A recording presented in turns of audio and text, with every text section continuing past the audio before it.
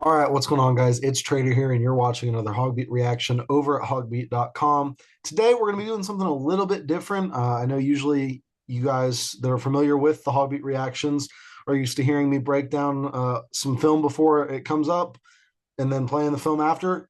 We're going to be doing something a little bit different. There was a huge visitor list for this weekend's game against Cincinnati, so I want to kind of go through what I've heard from recruits, whether it be Twitter, text messages, about their experience on the hill, and then kind of break down the significance of what this means for Razorback recruiting going forward, whether that be 2023, 2024, and even beyond with a couple of visitors from 2025. So we're going to get into all that. But before we do, make sure you guys leave a like and subscribe to the HawgBeat YouTube channel. Like the video, comment who you want to see next. I know there were some big games throughout the week. You had North Cobb taking on Buford, Georgia. So that was a big one.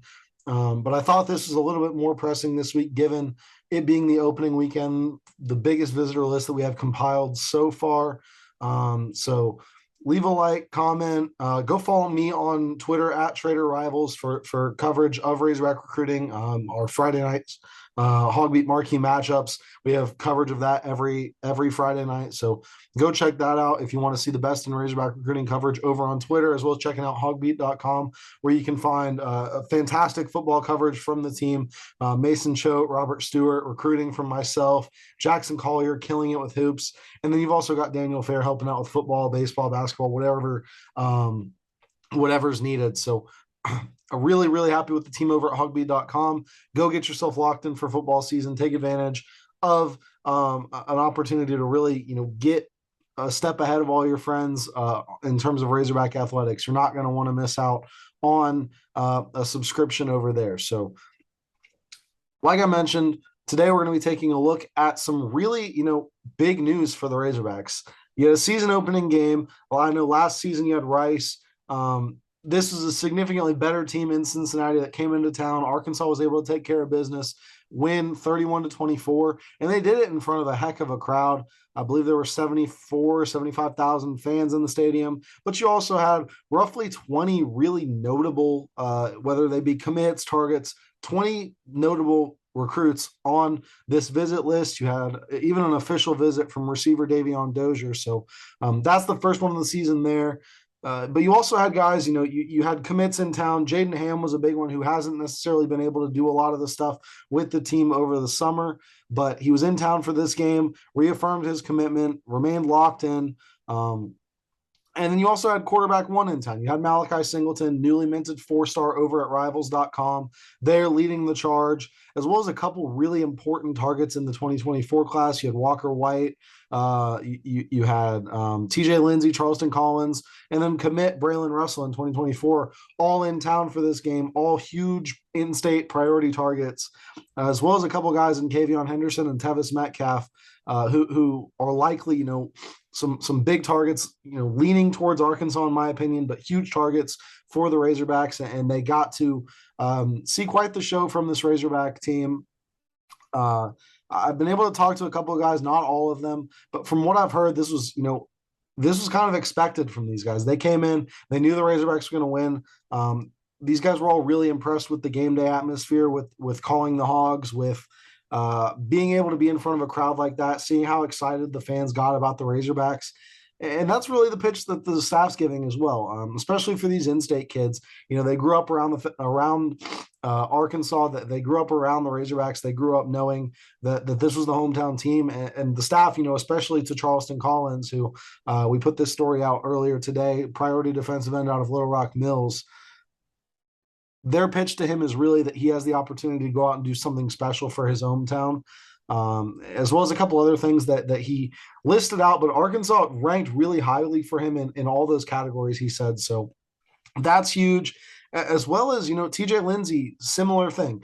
Had the opportunity to go out there from Bryant High School and really witness what the Razorbacks are becoming. This isn't the team that was around a couple of years ago.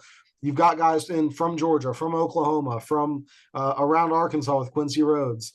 Alabama really is becoming a strong recruiting territory, and you had 4 kids from there, actually 5 if you count the official visit from Dozier. So you really had a strong core from Alabama in town as well, and 2 of those guys targets that really could boost what this class is offering in Tevis Metcalf and Kavion Henderson. So overall, a really, really nice job from the staff in terms of getting these kids to campus.